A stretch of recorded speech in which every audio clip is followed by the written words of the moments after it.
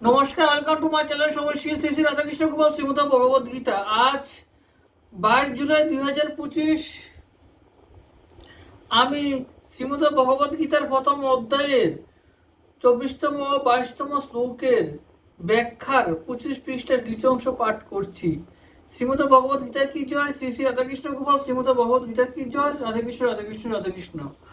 উবাচ পার্থ পশৈতান সম বেতান কুরু নীতি।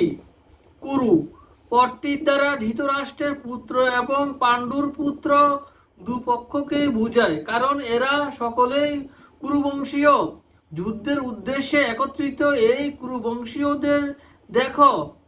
এরূপ বলা তাৎপর্য এই যে এই কুরুবংশীয়দের দেখে অর্জুনের মনে এই ভাব যাতে উৎপন্ন হয় যে আমরা তো সবাই এক, এই পক্ষেরই হোক অথবা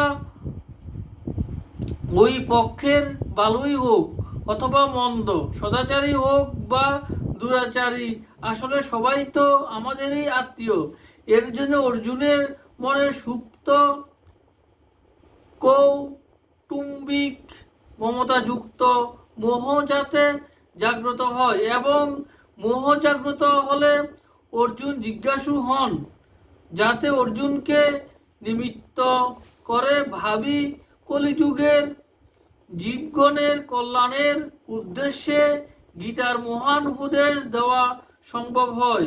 এই ভাব নিয়েই ভগবান এখানে পশৈতান সমবেতান কুরুন কথাটি বলেছেন। নচেত ভগবান পশৈতান ধার্ত রাষ্ট্রান সমানীতি এইভাবে বলতে পারতেন।